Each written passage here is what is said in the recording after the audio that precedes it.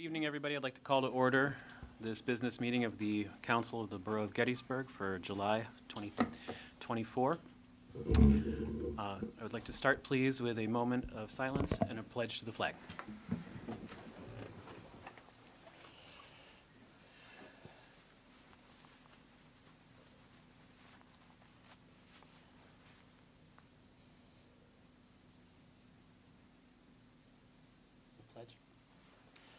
I pledge allegiance to the flag of the United States of America and to the republic for which it stands, one nation, under God, indivisible, with liberty and justice for all.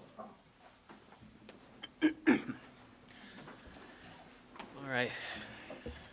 Thank you, everybody. I'd like to point out, I'm sure you'll all notice here in the room, we have a brand new microphone system installed by our good friends at Community Media. We have, over the last several months, received several suggestions and or complaints that we are hard to hear, and those are correct. So we were happy to invest a little bit of money into this, and so I want to say thank you to everybody at Community Media for getting these done for us.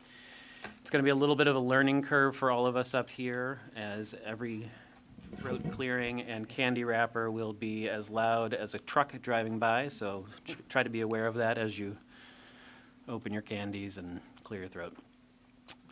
We do have an upcoming special meeting on Monday, July 22nd at 6:30 p.m. in this room. It will be a public hearing for the CDBG money allocations for the year. So everybody please mark your calendars. To members of the community, if you have thoughts on how the council should be spending this year's or next year's CDBG allocation, or this year's, this is your opportunity to let us know your thoughts. All right. Would somebody care to make a motion to approve the July 8th, 2024 agenda as presented? So moved. Second. All right. We have a motion and a second from Ms. Lawson. Is there any discussion about tonight's agenda? Yes. Okay. I move that a portion of the agenda be removed and tabled for another meeting. Do you care to elaborate? Yes. The portion about parking, specifically bus-only parking. I do not recall at the last workshop that there was a consensus. There were 6 members present. 3 of them said they were in the right mindset that that was a compromise, I think, if I recall correctly. I did not voice that it was a compromise. I voiced against it. I believe Mr. Bales said he wanted to speak to a church, St. Francis, I believe. And I believe Mr. Berger said the same thing. So I don't see that there was 6. I don't see a consensus, a majority. Ms. Lawson was absent that day. I do feel like that needs to be, we need to have more discussion on it. And I have a petition from business owners on the first 2 blocks of Chambersburg Street that wish for this to not be voted on. I'm sorry, the bus issue on Chambersburg Street? I'm sorry, not the bus. I apologize. The reserved Sunday church-only signage, not the bus, but the reserved church-only signage be removed from the agenda. And I am aware that I may be the lone voice in that. Thank you. Is there a second? I just make a couple thoughts about that. I did not know that we were going to be voting on this tonight. So when I saw the agenda, I was a little bit surprised. I thought we would talk about it at least one other time.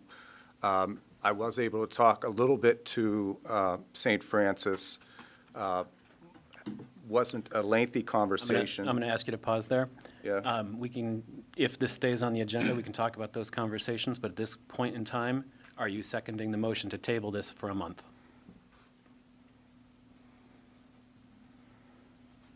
I would be ready to vote on this tonight, but I'll second because I think talking about this could be helpful.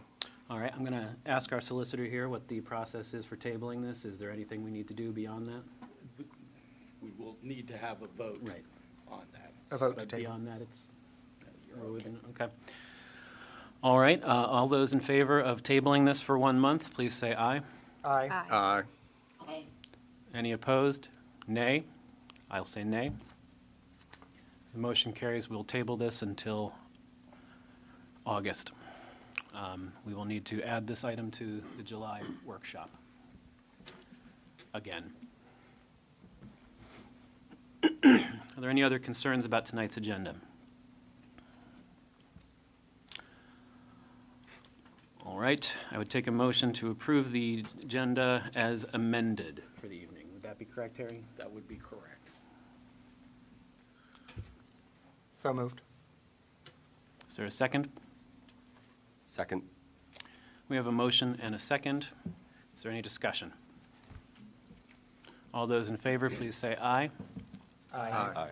Any opposed? Motion carries. Would anybody care to make a motion on the minutes for the meetings? I'll move. Could you read it, please? Sure. Motion to approve the July 8th, 2024 agenda as presented. A motion, I'm sorry. The next one. Next one. A motion to approve minutes of the council business meeting of June 10th, 2024, and council work session on June 24, 2024 as presented. Is there a second? Second. We have a motion and a second. Is there any discussion? Is there any omissions or additions to be made? Not hearing any. All those in favor, please say aye. Any opposed? The motion carries. That takes us to public comment for the evening. This first section is reserved for items that appear on tonight's agenda.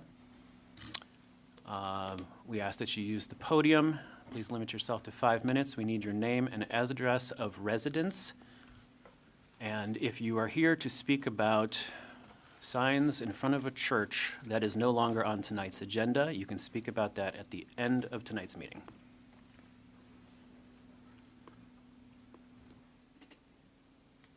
Is there any public comment? All right, seeing none, we'll move on to current and old business. We start in the planning department with Mr. Whitmore. Good evening. A copy of the report was provided electronically. Most of the information on the report concerns the Planning Commission's rezoning efforts. The next meeting that will be happening regarding the rezoning effort will be on July 15th. That's the Planning Commission meeting. The discussion at that meeting will concern the definitions section in particular, and the Section 1, the enabling ordinance aspects. As we go through the following months, there's going to be additional outreach meetings at the farmers market occurring on the 20th. A rezoning open house, we have one scheduled right now for the 29th. We may do an additional one the first week in August. I'm going to have a discussion with Planning Commission about that. But then multiple hearings, multiple outreach, public comment sessions will be occurring throughout the coming months with adoption or a recommendation from the Planning Commission occurring hopefully in September, but we are preparing for go as late as October. Naturally, that'll all depend on the comments we receive and just the general process of establishing the zoning ordinance.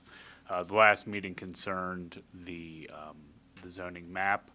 Most of the changes engaging the map boil down to differences regarding the revitalization zone, height requirements.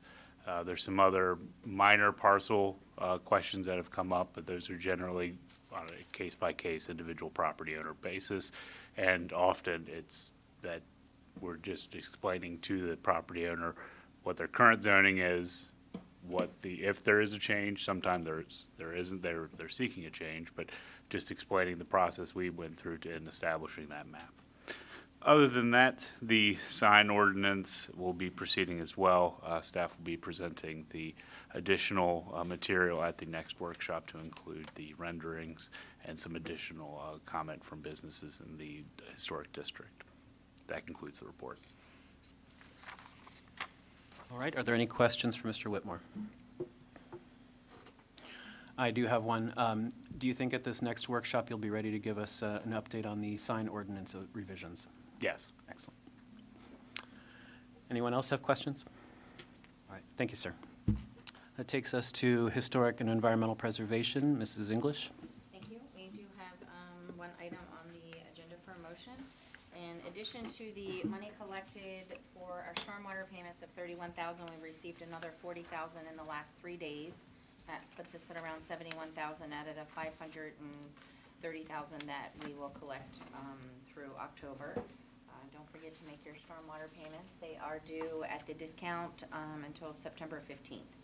We were invited by the farmers market for their sustainability day this Saturday, so we are gonna have a little table set up with the rain barrel and some demonstrations, and then have a raffle to donate that barrel to someone in attendance.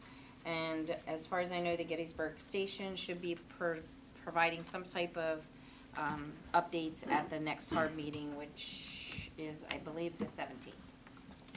And that's all I have. Thank you. Great. Would anybody care to make the HARB motion? No, sorry. Motion to accept the recommendations of the Borough of Gettysburg Historic Architectural Review Board, HARB, following its review on June 20, 2024, and to approve the grant of certificates of appropriateness for the following applications as presented.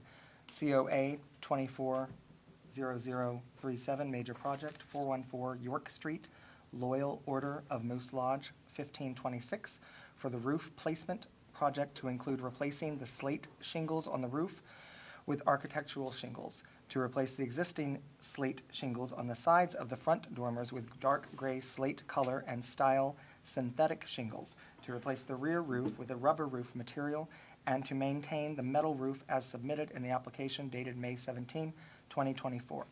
COA 240040, Major Project 250-252 Baltimore Street, John Buckeister, for the construction of a freestanding gazebo that shall be painted white to match the corresponding design elements as submitted in the application dated May 29, 2024. Is there a second? Second.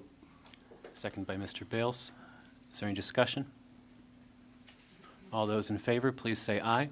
Aye. Aye. Any opposed? Motion carries. Does anybody else have any other questions for Mrs. English? Thank you. Thank you. It takes us to the Parking Department. Ms. Fissel. Good evening. You all should have my report.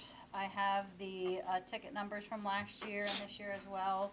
We are much busier this year than we were last year at this time. And the pay by phone as well is up again from last year, and the coin is down, so that more people are using the app. The LPPs are down for June, but that is pretty normal when the college kids leave. Same as the reserve spaces in the parking garage, they're down a little bit. I do expect those to come back up. And as I said before, we did hold the UP Safety Conference in Gettysburg. We were the hosts, and there were about 10 different towns here that participated with that. And other than the motions, I don't have anything. All right. Does anybody have any questions for Ms. Fissel? All right. So we have 3 motions under the Parking Department. The first one on your agendas has been tabled. Would anybody care to make the second motion? I'll move. A motion to authorize the implementation and use of, quote, horse-drawn carriage parking only, end quote, signage for the notification of the public of the exclusive usage of designated stop and boarding areas by licensed horse-drawn carriage operators. Is there a second? Thank you. Second. Thank you, Ms. Lawson. We have a motion and a second. Is there any discussion? We have an explanation by parking as to what exactly this is going to do. Is this partly because of the self-administering of the bags by the operators, or is there Right. other aspects of this? No, that's all that was, and it was in a separate, it is in the planning, it's in the ordinance, a different ordinance. And so we just wanted to make sure they all matched up, and currently they had been using bags, And they had been putting them on themselves? according to the ordinance. Was there any abuse of that No. before there was not? This was in our packets for the last workshop. Yeah. Any other questions or discussion? All right, seeing none, all those in favor, please say aye. Aye. Any opposed? Nay. Right. You have that, sir? Thank you. The motion carries. Anybody care to make the next motion about bus parking? I'll make a motion to authorize the implementation and exclusive use of certain designated areas in and along public streets within the borough for the parking of passenger buses. The use of, quote, "bus-only parking," end quote, signage is hereby authorized for the designation of such passenger bus parking areas. Is there a second? Second. All right, so we've been through this issue multiple times over many, many months. We've tried 2 different pilot programs, and at staff's recommendation, we're voting tonight on returning to a program that is markedly similar to the first pilot program. It has been pointed out that the first pilot was not terribly successful, as we were looking to alleviate a specific problem, and the folks involved with the logistics around that problem were not of the mind to use the first pilot program. The second pilot program, which was, I think, much more flexible, was also not utilized. So staff's recommendation is to do something that no other municipality does, which is, at least none that we've been able to find, which is to create some designated bus parking to try to alleviate some of the congestion downtown. I think everybody here acknowledges the importance of bus transit in bringing visitors to our town.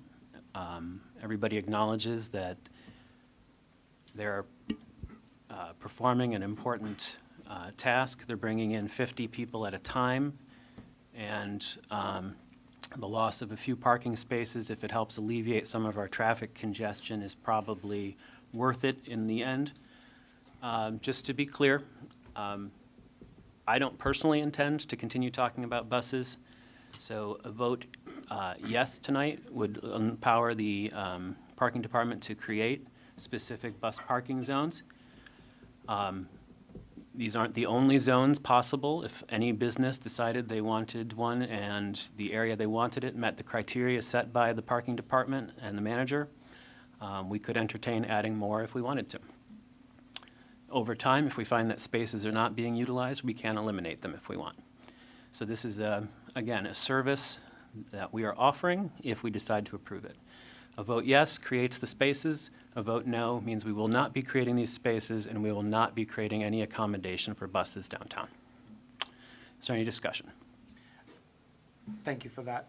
Just to clarify, because I know it's been a hot topic for many, many months. Is this technically another pilot program? No. It is not a pilot program, but we technically, if it doesn't work, we will go back and We could amend the ordinance. amend the ordinance or get rid of the ordinance. I'm in favor of this because it's something we haven't tried. I too do not know of a municipality that does this, but I actually don't know of a municipality like the Borough of Gettysburg. I don't. New York City is quite different from us. They don't have parking either for cars or buses. It's very difficult, but the buses there seem to find an easy way to unload and load passengers and go elsewhere and park, and then return to pick up said passengers. The Borough of Gettysburg is quite different. I'm in favor of this because it's something we haven't tried. I don't think that the first one worked. I know the second one was not utilized very well, and this could possibly work. And that problem that I had mentioned before, the buses are not going away, and no one wants them to go away. But the problem is, where do they go to park? And again, as President Moon has said before, it's still perfectly legal for them to stop traffic, unload, and load, but they still need to park safely and legally.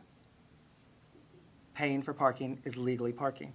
Parking in a spot that is actually fits your vehicle or bus, and you're parked correctly and legally, that's legally parking. When you're illegally parking, you're causing a safety issue. I've seen it, and it needs to change. This could alleviate that. It's not going to alleviate traffic congestion while they're loading and unloading, but at least it will be safe, legal parking. Yep, and I would add that even if this does not pass tonight, we don't create these spaces, that bus parking can still be arranged multiple places in and around the borough, including for a small donation at our fire department. Is there any other discussion? I have two questions. Yes, ma'am. So, where these places will be determined by parking department and the borough manager. How will the information that this has happened go out to the bus companies, to Destination Gettysburg? How will that word be disseminated? I'll take that. So if you remember when we talked about the first pilot program last fall, Carl Peterzak, Director of Destination Gettysburg, spoke to you. They, along with Max Felty at Gettysburg Tour Rentals, have volunteered to offer to speak to the coach services that they regularly do business with. So part of this is an education piece that we need to reach out to these operators to tell them where to go once these areas are designated. The areas that are going to be selected largely are underutilized spaces within the borough, which is frankly how it was designed during the initial pilot back in last fall. So, Are they using the same, that first pilot program, are they going to be using the same spaces as we had reserved for that program, or will they be different? not all of them will be the same. They were in the policy briefing summary at last month's work session. Becca, do you have those off the top of your head? I don't have it right off on me. Okay. It's very similar. Well, let's pull those up from last month's workshop so everybody knows what they're voting on. We're not voting specifically on these spaces tonight, though. Just to be clear on that, to follow up on Mr. Moon's previous comments. As I said, A couple council people have gone and spoken to some business owners, but has the parking department, Becca, have you gone out to speak to any of the business owners about this new proposed I have not. plan? I have not. Some have reached out by phone, and I've spoken with them on the phone, but I've not gone out. Okay.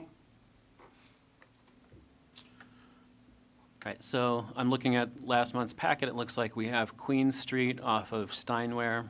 We have Baltimore Street by the new Welcome Center. The packet did have York Street, but I'm hoping that space was struck from the list. That's correct. Great. We have Carlisle Street. Sorry, that's taking a while. That's on the block between East Water and East Stevens, in front of Humor House and Rise House. And then we have several spaces along Long Lane by the rec park, where buses already utilize parking. And that space, sorry to bounce around, Matt, but that space that was on York Street, we struck that because that was right in front of some residents that have voiced they don't want that. Residents have expressed concern about having the buses in front of their houses, and also some of us were trying to be sensitive to the spaces that were used for childcare drop-off at St. James. Yep. And to reiterate, this isn't, we're not saying that the bus has to go there to load and unload. Apparently, it's legal to stop traffic and load and unload there. We're saying go unload and then park there. I think it would be safer to park and unload, but you do what you will. But I still think that, that these spaces that we've allocated, at least for right now, make sense. But again, as President Moon said, if it doesn't, we can alter that. If someone says, hey, I think it would be great for this spot here, we can consider that. But we're not voting on that. We're voting on the actual ordinance. Yeah. so as I laid out in the last meeting, I would be opposed to this for a number of reasons, and I put forth a different proposal, which it didn't seem like there was interest in. But I would not vote for this repackaging of a failed pilot program and just to end the discussion because we can't figure out a better solution. I didn't get a sense there was a consensus for your proposal. I didn't either. Afterwards, I wasn't clear whether you were proposing that $150 rate per space or per utilized space. So if they're using 3 spaces, is it $150 a month, or is it $150 per month? No, just like the hotels would. Okay, so I did do some math on that. It would be the potential of losing $7,000 to $10,000 per business that utilized that per year. So if it was one business, that wouldn't be a big deal. But if it expanded to 10, it gets to be a big deal pretty quickly. So I didn't hear a consensus for that, and I wouldn't say that, this is just my 2 cents, I wouldn't say that it's this or nothing. I'm just saying we haven't had a lot of proposals for ideas that don't lose us a ton of revenue. And until somebody has one, and we haven't had any from our professional staff, and nobody here has really come up with one, and that's not actually really our job. But until we hear a better solution, I would be inclined to listen to staff's recommendations. And again, I think the choice before us tonight is either we create a new service that hasn't existed before, or we do nothing and leave things as they are. I'm going to inject this right here, too. This could go really in anywhere in our discussion of parking tonight, but one of my volunteers at the theater brought this to me. She had this in a box. This is the Gettysburg Times from July of 1982. 42 years ago, just shy of 2 weeks, 2 weeks shy of 42 years. Front page above the fold. Officials, businessmen disagree on Gettysburg's parking problem. This is a page and a half about Charlie Sterner and the council at the time struggling with accusations of being anti-business. I know that's going to shock everybody in this room. I don't mean to be flip. The article goes on second page. It says, there's a quote here from from a store owner who says, "Listen, all you need is a couple signs that say no parking, but signs don't go over well with the borough council." It's a pretty amazing article. It could be written today. We are not ever going to be done talking about this. And just because we stop talking about it tonight, and hopefully for the rest of the year, does not mean that future councils will not continue to revisit the subject of how to properly and thoroughly utilize this public asset of parking in Gettysburg. Probably for as long as there's been a council and automobiles, there have been discussions about the place to put them in the public arena. We're not going to get this right. We're not going to get this right tonight. We're not going to get it right if we keep talking about this every month until we're all dead. There's always going to be somebody who is not pleased. What we have to find is the solution that works the best for the most people. Is there any other discussion or comments on this issue tonight, the bus parking program specifically? All right. Hearing none, I'd like to go ahead and take a vote. And Ms. Stull, would you please call a roll call? Okay, Mr. Bales? Nay. Mr. Berger? Nay. Mrs. Butterfield? Yes. Mr. Carr? Aye. Ms. Lawson? Yay. Ms. Sanders? Yes. Mr. Moon? Yes. 5 yea and 2 nay. All right. Thank you, everybody. Something tells me we will talk about this again. The last motion here has to do with removing some meters along North Washington Street in preparation for the construction that we have to begin imminently. Would anybody care to make that motion? I'll make a motion to authorize the removal of payment parking meters in and along the west side of North Washington Street between Racehorse Alley and Railroad Street, and to authorize the preparation of a proposed ordinance amending Chapter 15, Part 4 of the Code of Ordinances for the purpose of removing such area from the on-street metered payment parking zones. Is there a second? Thank you. We have a motion and a second. Is there any discussion? I would just add that this is a permanent motion. This is going to become part of the inner loop, and the sidewalk there, it will become wider, necessitating the removal of parking spaces to accommodate that for ADA purposes and other streetscape enhancements. Thank you for that. Any questions? Can you remind Becca or Charles of how many of these meters are? It says between five? Five. Thank you, for the record. All right. Any other discussion? All right, all those in favor, please say aye. Aye. Any opposed? Motion carries. Thank you, Ms. Fissel. That takes us to Mr. Harbaugh in Public Works. Good evening. You all should have received my report. Hope you got a chance to look at it over the weekend. One highlight on my report is the agility project with the townships. Legion Alley and Gilland Alley is completed. It was a success. Maybe looking to possibly do a couple more alleys once the final bills for those two alleys have come in to see how much money I have left in the budget. So we may do a couple more this fall. Cool.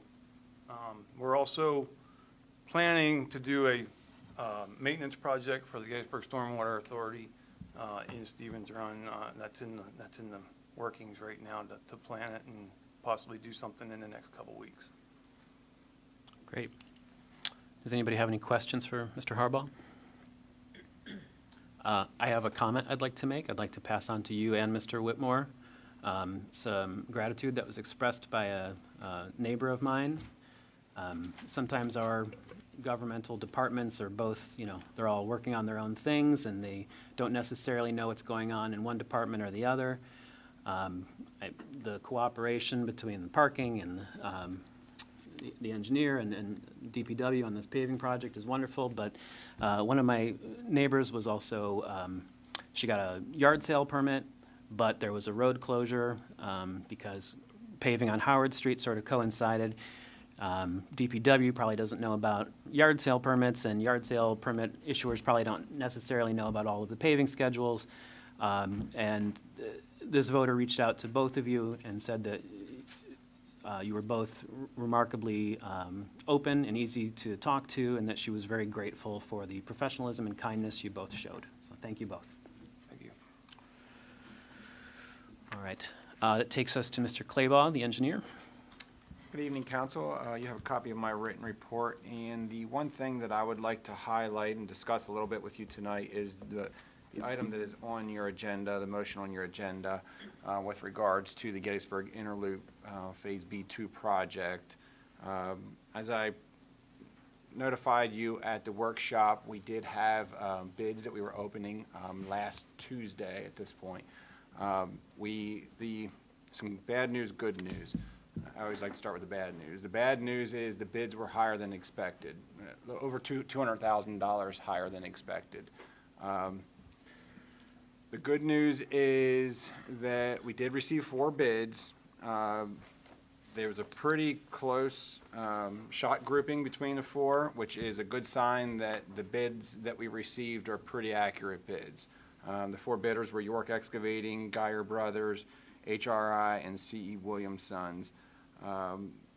Bids ranged anywhere from $1,071,000 up to $1,325,000, which isn't a huge range out of 4 different bids, so we were pretty satisfied with the fact that we got decent bids. The smoking gun, the one line item that was the line item that caused us to go over the most is the traffic control. Typically for a 2-block project like this, we would expect something in the lower than $50,000 range. The item for that was over $150,000. And that is primarily because we did not want to shut down the street. We know that there's 3 businesses along the street. I presented that to you guys at the workshop and how it creates complications if we shut down the street. The motion that's on your agenda tonight is a motion to award, but it is contingent, if you can see that last sentence of the motion, is contingent on satisfactory negotiation of the maintenance and protection of traffic bid item. If you vote on this motion as it's worded tonight, it would authorize Charles and I to have a discussion with York Excavating, who is the apparent lowest responsive and responsible bidder, and allow us to start negotiating that bid item. What we would like to do is we would like to allow more street closures. Of course, we would have to have discussions with those three businesses that I keep talking to you about, the florist, Antica Pizza, and the laundromat. Those are the three that would be affected the most by this. We would have to get them in and out some way. Charles and I took a look at the mapping. We kind of came up with a little game plan on how we could get them in and out off of Racehorse Alley. So if we could have discussions with the contractor to make arrangements for those those three property owners, it's one property owner, 3 tenants. If we can make arrangements for those three and allow street closures, I feel confident in saying that we could nearly cut that line item in half. The other thing that Charles, like I said, there's no other smoking gun. There's no other bid item here. There's no other thing that we can just chop. There's nothing we can do differently with it. This is utility work. It's a stormwater pipe and a water line pipe that need to be moved for anything else. So there's nothing frilly about this. There's nothing else that we can do differently. It's kind of, it is what it is type of a thing. We would like to also approach the two other authorities. Charles and I had already had some discussions with the managers from the other authorities to see if they would be willing to contribute more. We already have a memorandum of understanding that outlines the amount that they've agreed to. So if they would agree to chip in for some of this overage, we would have to have a new vote on the memorandum of understanding. But at this point, we don't have any concurrence from either of those yet on that. So that's not on your agenda tonight, but it is something else that we would like to do as we move forward here over the course of the next month. But again, the motion on the agenda is to award to York Excavating contingent on the discussion of the traffic control, understanding that discussion means we would allow them to shut down the street. There's two other things that I would like to say about shutting down a street, because there is an inconvenience factor. But any construction, and you've heard me to say this over and over and over, that construction is an inconvenience. It's dirty, it's dusty, it's loud. If we allow them to shut down the street, not only do we pay less for traffic control, but also we could potentially shorten the term of the construction. So we have more of an inconvenience for a shorter amount of time instead of a less of an inconvenience for a longer amount of time. It also makes it obviously safer.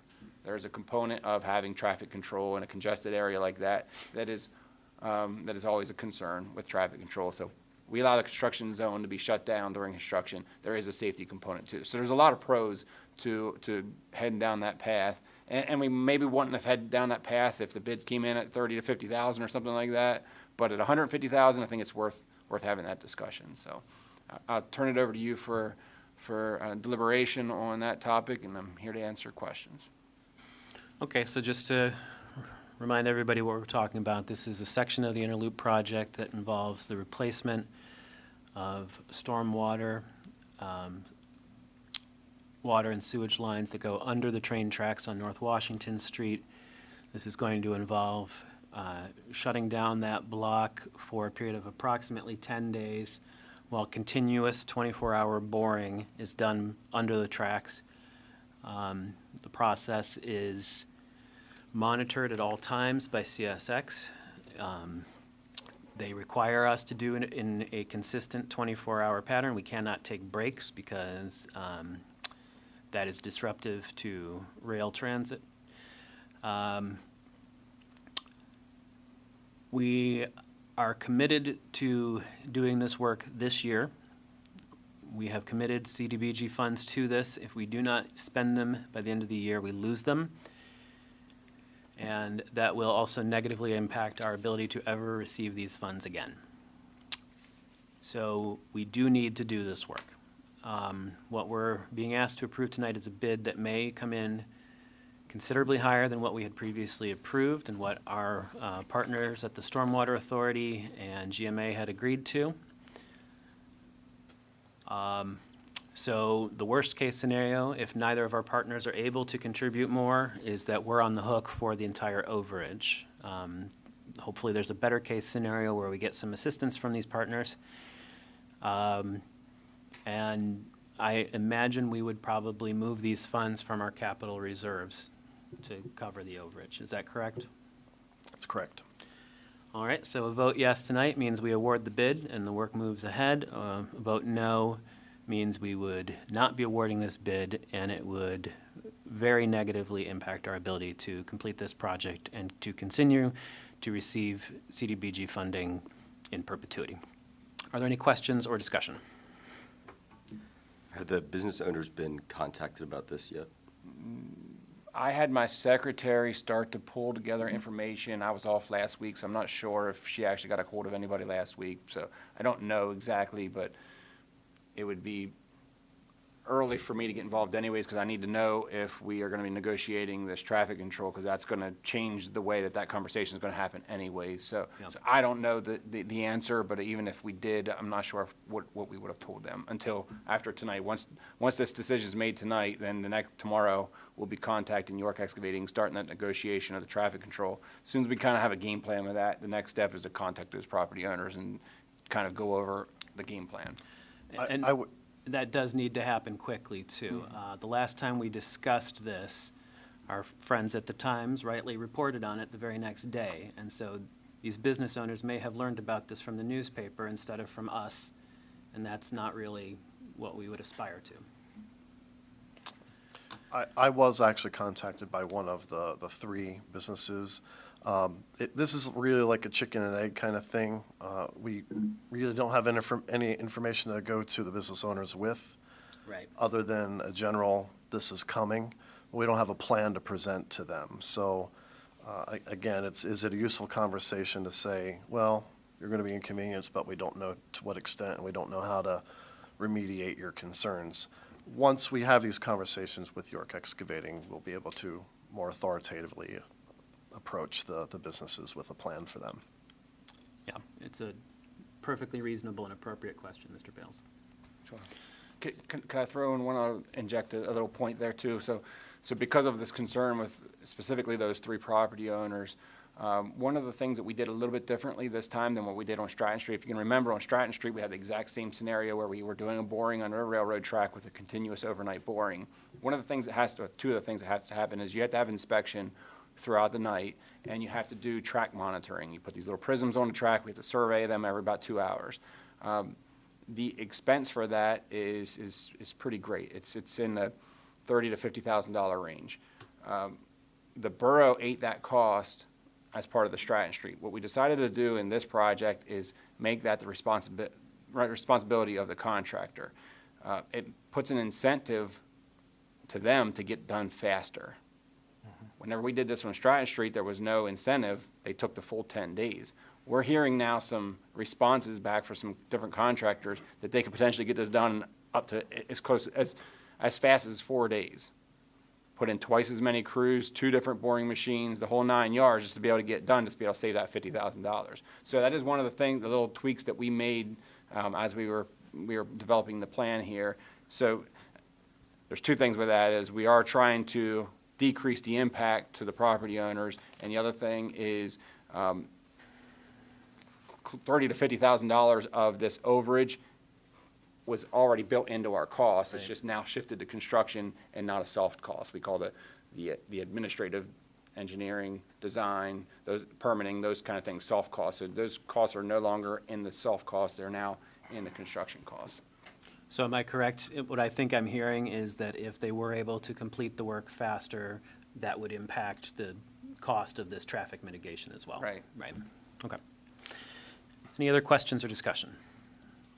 And the tracks are viable for CSX during the regular business hours, correct, Chad? Can you say that again, Patty, please? I mean, the CSX still has access to the tracks. Oh, right? yes, I mean, yes. for their own business. Yes. This is being done during, or not, is it completely suspended? I can't remember from the Stratton Street. Yeah, and yes, the railway will still be open during construction. There'll be flaggers employed by CSX that will be monitoring the situation, and whenever the train's ready to come, they'll be radioing ahead to the train engineers to tell our contractor to stop all work. So they'll stop all work in advance of the train coming through. They'll let the train go through, and then they can resume the work. It doesn't really seem like we have many options here, because if we don't vote for it, then we lose future the CP funding, and we don't want that to happen. So we're going to be relying on the kindness of our partners to pony up more money. Is that right? That's understood? Hopefully, but if they don't, we'll be paying for it. We will have to do it, yeah. and- So we don't really have any leverage. Not only would we potentially lose that grant funding stream, but we Right. also would not be Right. dealing with this sort of, Right. So we're really- as we've called it, ticking time bomb with this There aren't stormwater any program. choices, Okay, just really, keep talking. viable choices. Yeah. Right. This is work we need to complete. Yeah, yeah. Yeah, and I'm glad that Matt mentioned the ticking time bomb. That's the storm pipe on Chambersburg Street. So not only would we lose the CDBG that's associated with the Gettysburg Interloop project, but we would also not have the solution then to our stormwater pipe that's on Chambersburg Street. This project is that solution. Which really is a crisis. Right. Yes. Yeah. I would add, I'm a little uncomfortable with the term leverage over our partners. This really is a cooperative effort. Sure. Even with the increased ask that we're going to ask of them, it's still significantly less than if they were to perform their own project on their own individually. Yeah. So there's a significant cost savings for both the Stormwater Authority and GMA by partnering even at a higher level. And I imagine a significant cost savings over if their infrastructure were to fail and they had to replace it in an emergency. That's correct. Yeah. Okay. Any other questions?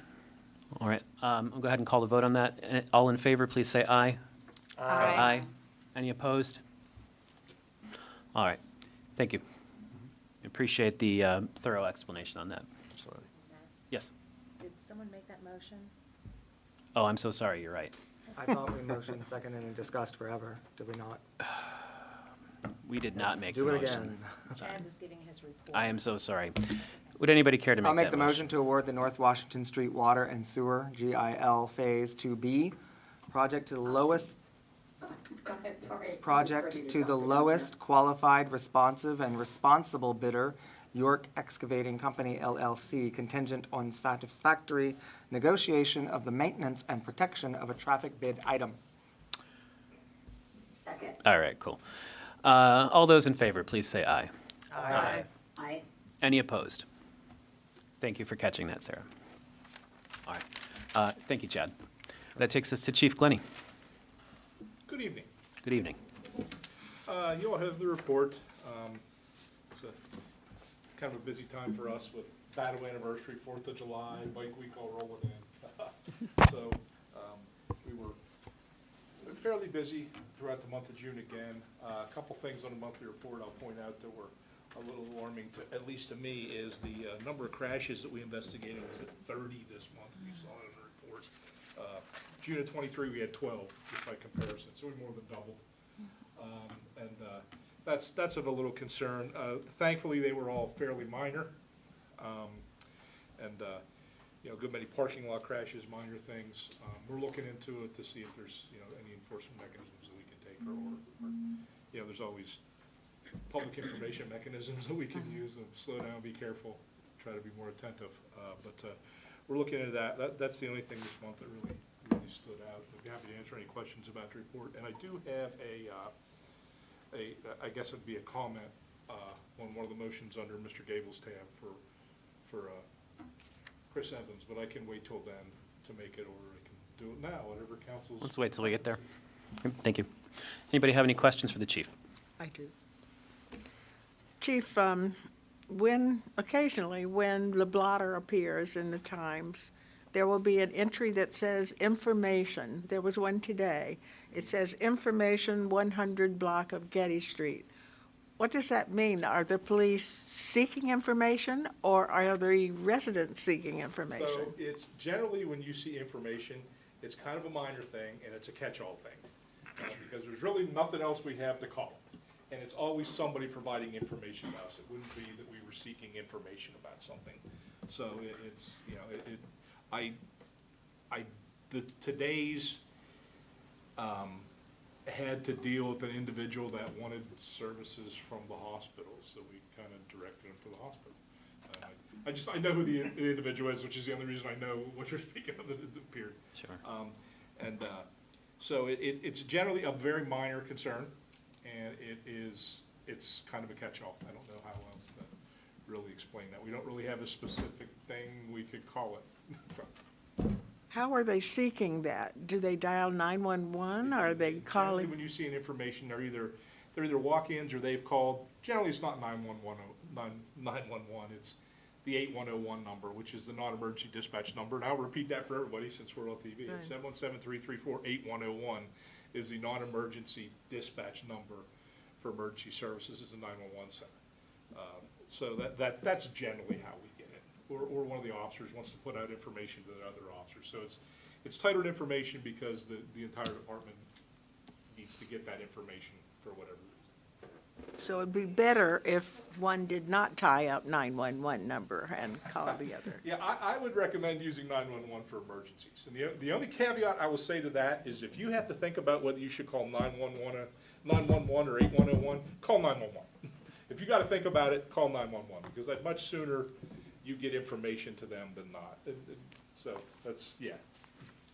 Hopefully that answered that question. Thank you. Thank you. Anything else for the chief? All right, thank you, sir. Thank you. All right, that takes us to the officer, the manager, and the treasurer, Ms. Stull. Okay, I just want to give a shout out to some employees that are celebrating milestone anniversaries. We have Randy Heflin in Public Works, he's 43 years this month. And in the police department, Sergeant Harold Pruitt has 15 years this month. Nice. That's all I have. All right, Mr. Gable. I'll start with parking, because it seems to be the topic of the day. Wasn't sure if I should mention this, but why not?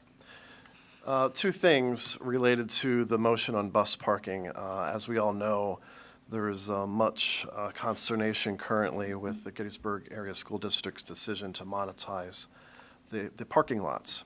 In the reporting on that, one of the challenges the school district is facing is actually bus parking, where buses utilize those large spaces. So it's the hope that since the school district's taking a different approach to managing their spaces there, that the motion that was passed tonight can provide some relief. Secondly,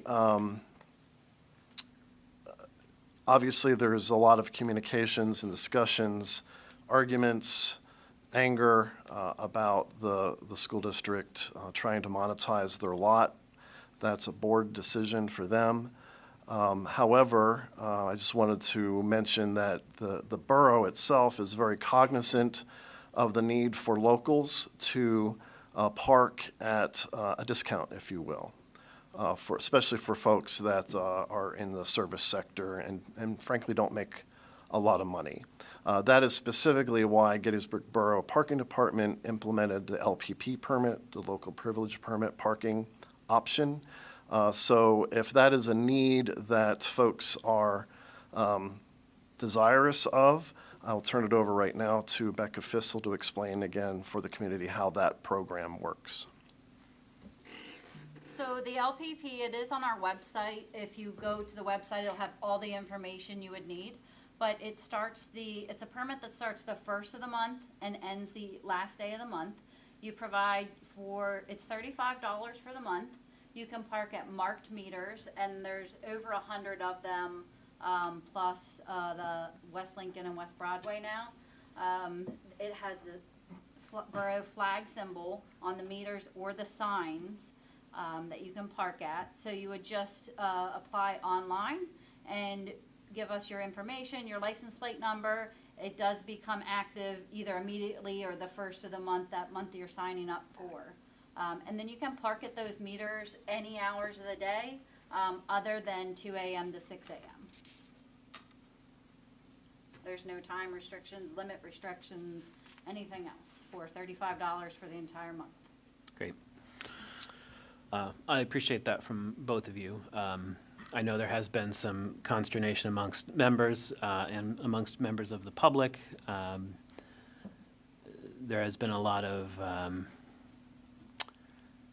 scuttlebutt that the borough was involved in this decision. We were not. We also are not involved, as far as I know, in enforcement in any way. I believe that's all being handled by a private corporation who will be receiving half of all revenues collected for these lots, which was a choice that the school board made, not the Borough of Gettysburg. Anything else, Mr. Gable? Sure. On to more fun things like the Gettysburg Welcome Center. Jill Sellers, Chad Clayball, and myself did attend our kickoff webinar with those congressionally apportioned funds to develop and build the Welcome Center. First step we have to formalize through HUD regulations is our environmental review. And we are taking steps to do that with some haste, because we would really like to continue on our timeline of demolishing the structure that's there by the end of this year, construction in fall of next year, with the hope of maybe having a ribbon cutting around this time next year. So that's some good news. The FLAP grant, Federal Lands Access Program grant, which is for design and engineering of the Baltimore Street Revitalization Project, otherwise known as the Gettysburg Gateway Connectivity Project. That's the official name. We're very close to finalizing our contract with PennDOT, who's administering that $800,000 grant on behalf of the National Transportation Agency, and our C.S. Davidson folks will be getting to work designing and engineering that project here soon, we hope very soon. Also, and I'm going to mention this only because we just celebrated a 248-year anniversary for the founding of the United States. I bring it up because we're now 2 years out of America 250. This is the landing page on Destination Gettysburg's website.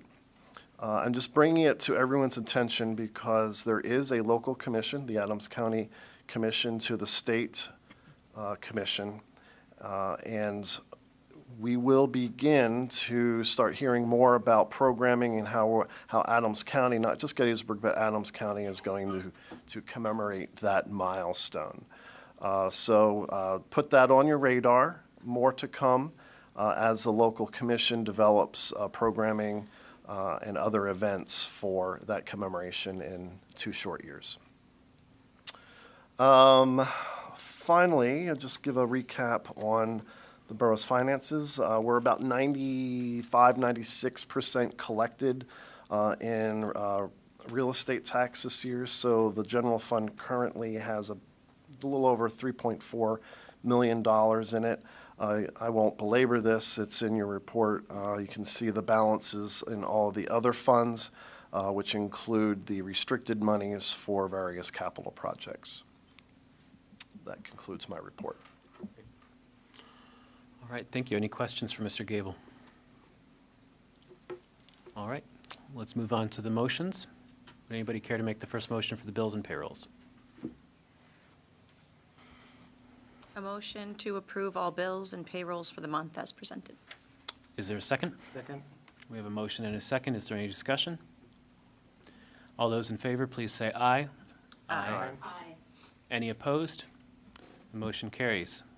Then we have a COLA increase.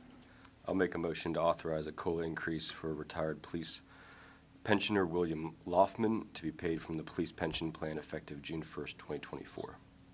Is there a second? Second. We have a motion and a second. Is there any discussion? All those in favor, please say aye. Aye. Aye. Any opposed? The motion carries. And then we have a promotion. I'll make a motion to authorize the promotion and appointment of Officer Christopher Evans, effective on July 14, 2024, to the open position of Sergeant with the Gettysburg Borough Police Department as the top-ranked candidate on the eligibility list certified to and submitted by the Civil Service Commission of the Borough of Gettysburg. Second. We have a motion and a second. Is there any discussion? This is where I would turn it over to Chief Glennie to discuss the qualifications required for that position. Yeah, I know. Oh, Chief Glennie. First of all,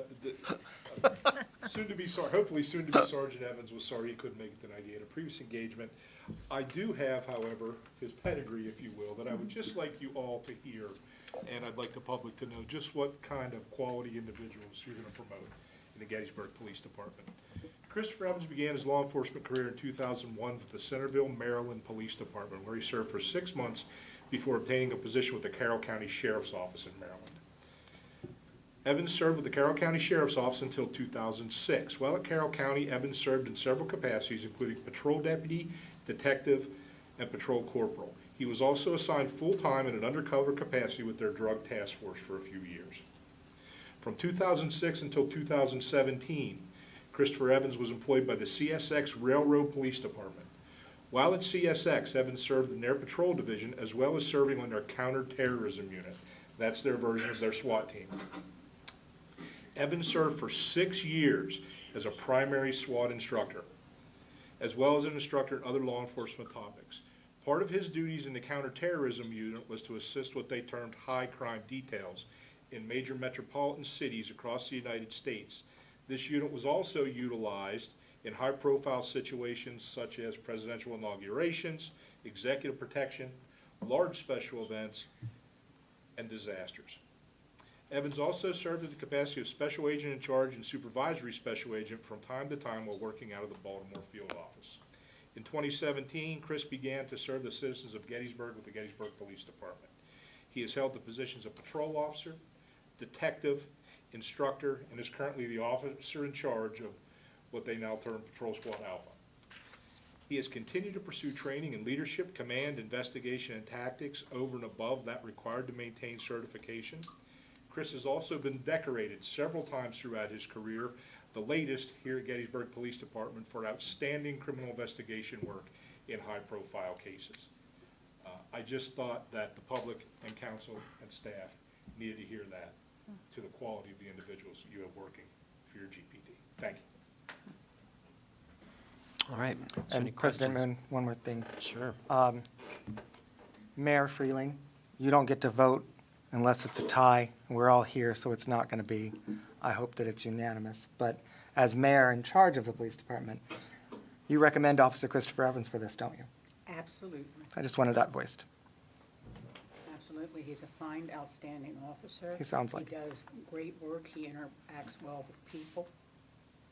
And he's just a straight-up Good. kind of man. Thank you. Thank you, Jen. for your Any service. other discussion? Ms. Stahl, would you call the roll, please? Yes. Mr. Bales? Aye. Mr. Berger? Aye. Mrs. Butterfield? Aye. Mr. Carr? Aye. Ms. Lawson? Aye. Ms. Sanders? Aye. Mr. Moon? Aye. Okay, all yay. All right. It is our duty, as well as our responsibility and our privilege, to oversee hiring, firing, and promotion in this borough, and I have gotten to know Detective Evans just briefly, and I'm really pleased at this promotion, and I want to really thank the chief and the mayor for getting this over the finish line for us. Please pass my congratulations, and I'm sure everybody else is on to now Sergeant Evans. Thank you very much. I appreciate council's time and efforts in this matter, and I'll speak for Chris in this. Thank you. And he's an outstanding individual. All right. And I would like to add one more thing. He's very close with his family. His wife and his 3 little girls came in to help him paint his office. I always see them together. Just wanted to, that's a quality of a man, his relationship with his family, a person. Excellent. All right. We have an appointment. I'll make a motion to appoint Paul Witt to the Gettysburg Historical Architecture Review Board for a 5-year term, which will expire in August 2029. We have a motion. Is there a second? Second. All right. Ms. Sanders or Ms. Lawson, your choice. I'd like to point out this is a reappointment. Mr. Witt has served the borough in multiple positions and has served in this position for at least 5 years that I'm aware of. And we're very grateful of the generosity he's shown with his time to continue on with the Historic Architectural Review Board. Is there any discussion? All those in favor, please say aye. Aye. Any opposed? The motion carries. And then we have the EOP. A motion to adopt a resolution approving the proposed 2024 Emergency Operations Plan, EOP, for Gettysburg Borough, Adams County, as the updated and current disaster emergency management plan for the borough as required pursuant to the Pennsylvania Emergency Management Services Code. We have a motion. Is there a second? Second. We have a motion and a second. Is there any discussion? All those in favor, please say aye. Aye. Any opposed? The motion carries. That takes us to our reports, and I am so happy to say how eager I am to finally hear you, Ms. Sellers. Yes.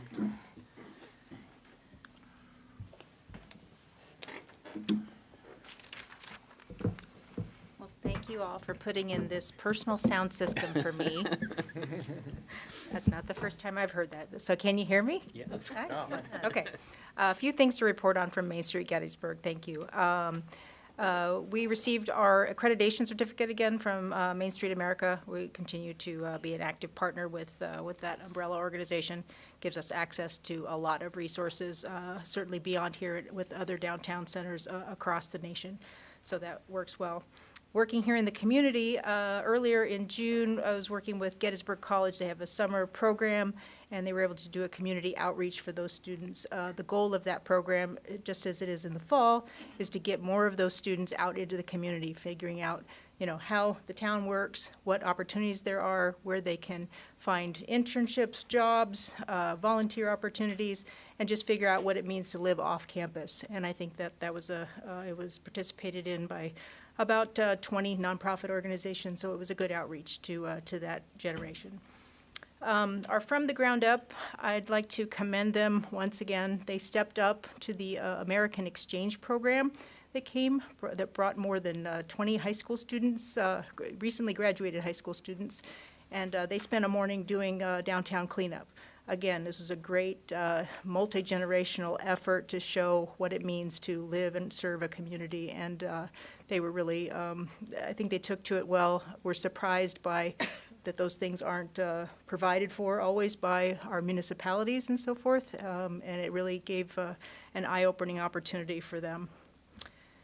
A big shout out for the Wayside Marker project. So last month, I wrote an article for the Gettysburg Times and said we need sponsors for these Wayside Markers, and they were all sponsored in 4 days.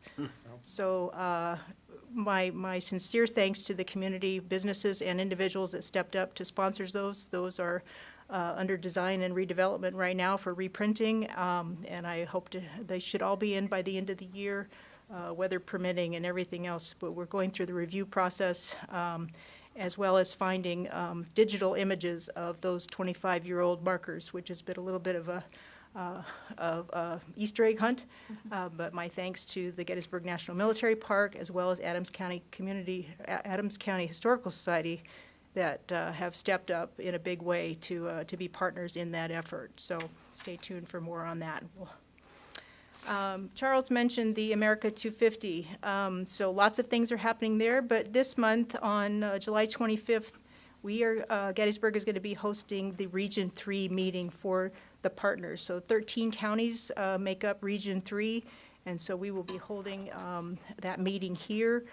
The State Commission will be coming to update those regions on their efforts and the projects and programs that are happening at the state level, how they can get involved. And so we help them put that together to bring that to our community, which should bring about 50 delegates from this part of the state. So good news, bad news. So Charles got the good news, and the good news is the FLAP grant. After I'd like to say that process started when I started this job. So here we are 4 years later, and that money is finally moving forward to do design and engineering of Baltimore Street. But I'll report the bad news is that the fourth round of the RAISE grant was not awarded to Gettysburg. My apologies. We will continue to dig on that effort. We have identifying other funding options, and we will continue to try to develop the Gettysburg Gateway Connectivity project. Congressional funds have already been talked about. We're going down a good road on that for the Welcome Center, so I thank everybody, including the borough engineer, as well as Michael Baker International, that's been a great partner in bringing all those requirements together from federal funding. It's a long list. It's a doable list, but it's daunting at times, and I think we're taking extraordinary steps to stay on our timeline. And finally, I'll mention the endowment fundraising. So endowment fundraising for the Gettysburg Welcome Center, whereas we have construction monies now, we're going to look, we're looking to build that endowment, and the purpose of that is, for me, I will say again, to make sure that we are leaving that in good hands so that it doesn't become a burden to this council, it doesn't become a burden to my successor or the borough taxpayers. So I invite everyone to check out information on our website, call me with questions, but I would be happy to tell you how we can sustain this for future generations. And I'll take questions if you have them, because you can hear my answers. Did you say about the 250 Region 3 meeting? Is that, you said it's here, and when? It is here in Adams County, Okay. July 25th. It's not a public meeting. It's Right. for the delegates from the counties, from the representatives. So for the Adams County Commission is Steve Nevada from the county is our rep there. And so those other reps from the other counties will be here at that point, as well as from the State Commission. And we are going to hold that at Adams County Historical Society in the Overlook conference room. They'll just be here for the day probably, or half? They'll be here for about half a day. Half a day. And they're going to do some touring and Great. some lunch and Great. some other things, yeah. Very exciting. Okay, Any other questions for Ms. Sellers? awesome. Thank you. Thank you. Thank you. All right, Gara, Mr. Carr. I have very little to report, but I want to let you know that on Sundays, if you don't know, Sundays, 6 to 9 p.m. at the Rec Park, they have Music in the Park Summer Concert Series. It's great in the summer that we have music on our parklet as well, but it's also great to have it at the Rec Park. So the parklet, if you don't know, has a whole July schedule, which you can find at the Adams County Arts Council's Facebook page. I'm sure it's also on the website. It might even be also on our website somewhere with events. There's music on the parklet, but there's also music on Sunday nights at the Rec Park. So, and it's free and free parking at the Rec Park. Not that we don't want you to come to the square, but on Sunday nights, you can go to the Rec Park. All right, thank you. GMA, Mr. Berger. Yeah, a couple quick updates. With the Andrews well, our new well, it's moving through the land development process with Cumberland Planning, and their planning could move it to the supervisors this month, so that's moving forward. The same thing with the sewer side, the interceptor. It's going to be put out to bid in the coming weeks, and as I mentioned last meeting, it's on pace for a fall start.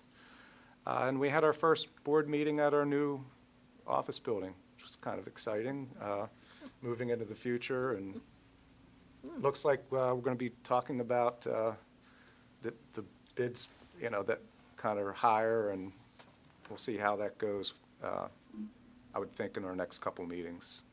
Takes a while of discussion, so Okay. we'll see how that goes with that. Excellent, thank you. I'm going to call this Chapter 1 of our visits with Mrs. Butterfield here, the Steinware bid. Yes, as has been noted, July is a very busy month for Gettysburg, and two events coming up particularly affect Steinware. Bike Week will be July 11th to 14th, and they're calling for the Parade of Chrome to form up on Saturday at 3:30.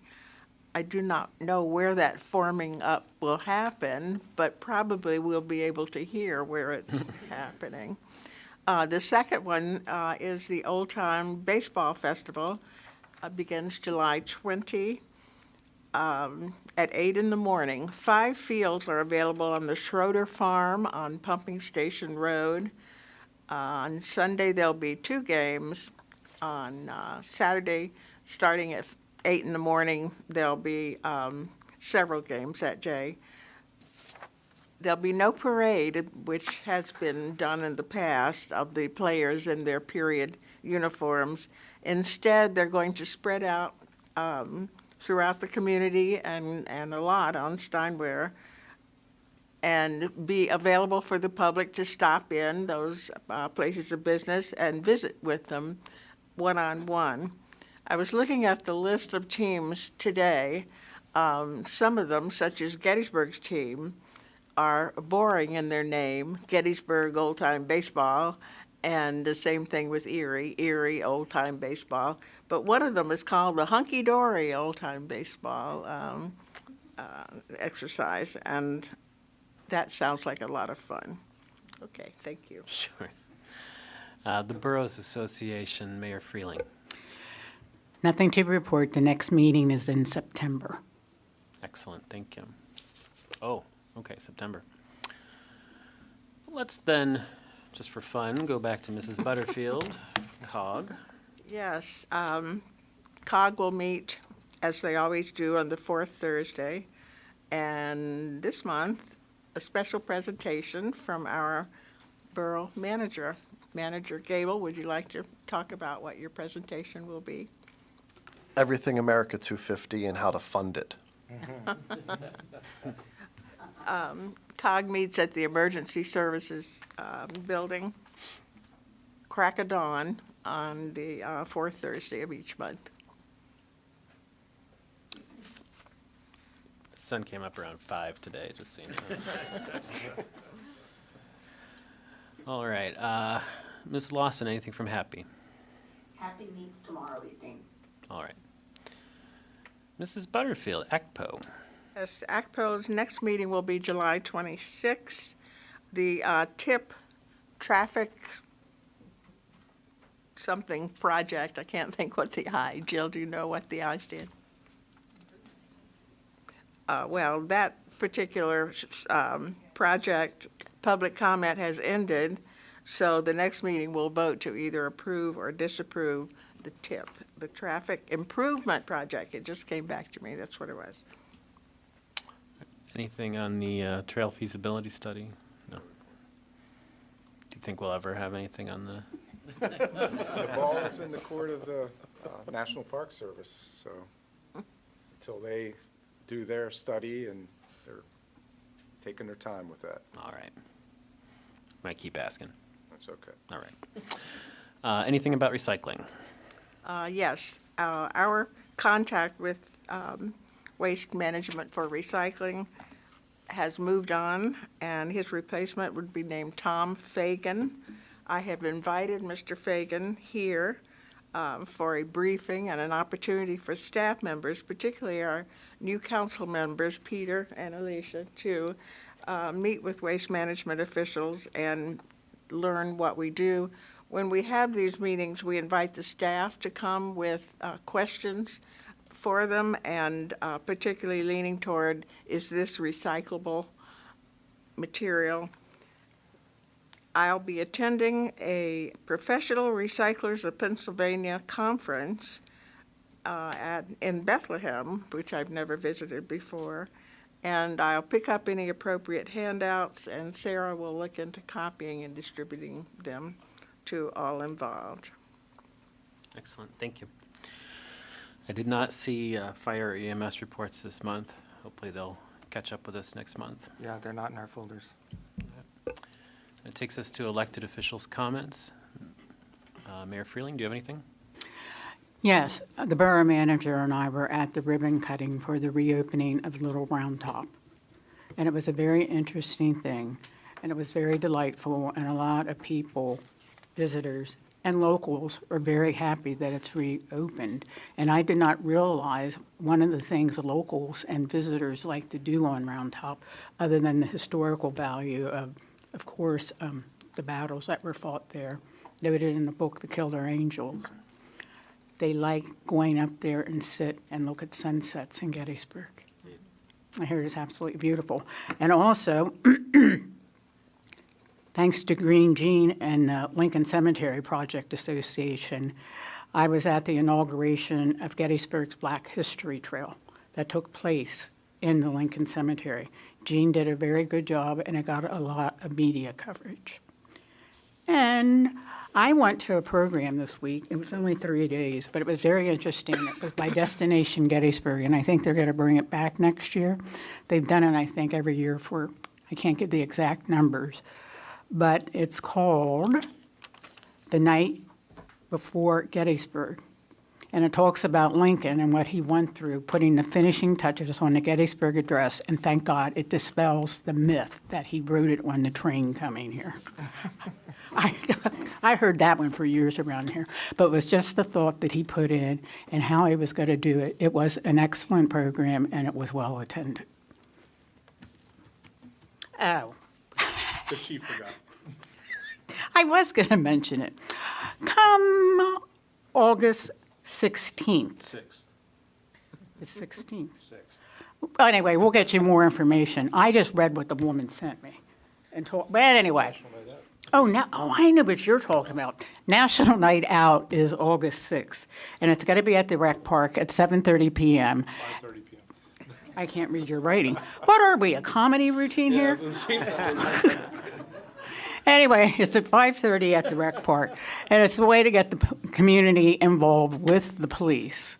And it's a nice event. We're going to have vendors, and there'll be community groups there giving out information, and it's a good time for all, and to come down and get involved with the police. They have a helicopter there. we're working on that. They're working on, and they're going to have a live band. You're working on that? Yes, we have security live band. Okay, but it's a very nice, so more will be reported. Now, what we're looking at here, this is what I forgot. On August 16th, it's going to be Gettysburg night at the Harrisburg Senators game. So they will be distributing tickets, 6,000, to people in Gettysburg. They'll get more information out where you can pick up your tickets. The game starts at 7.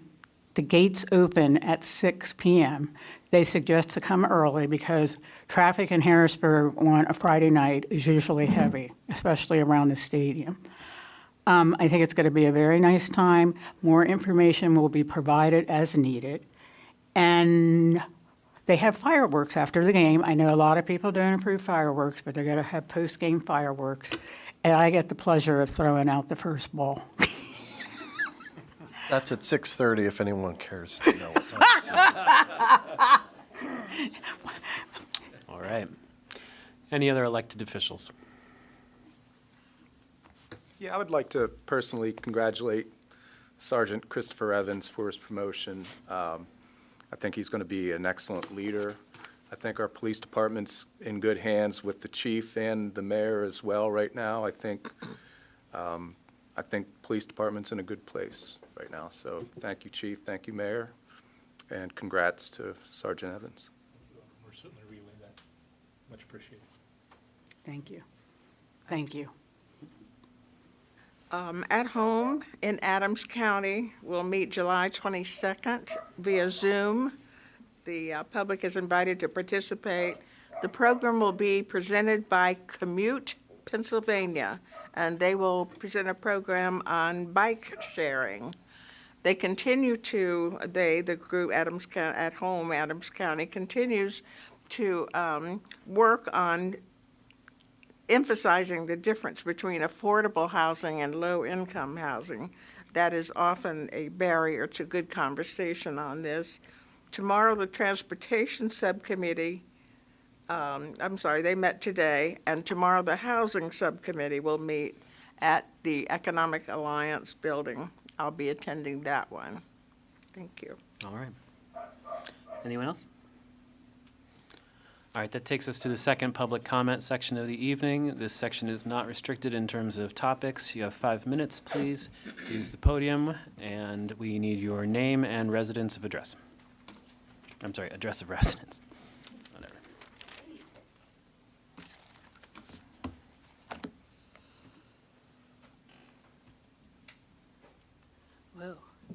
My name is Nancy Goodmistad, and I own the Shriver House Museum at 309 Baltimore Street. I know that you all know how I feel about the bus parking thing. I'm trying to wrap my brain around why you're going back to a pilot program that you all agreed didn't work in the first place, but you're going to go back and try and use it anyhow. But I think the only really big thing I would like to say tonight is I think it's a very sad state when the president of our borough council announces to the public that he's very tired of this conversation. You know, I'm very tired of this conversation too, and I wish that we could talk one-on-one about it so that you would understand a little bit better how a business person feels about it. And I just wanted to say that. Thank you. Thank you. Any other public comment?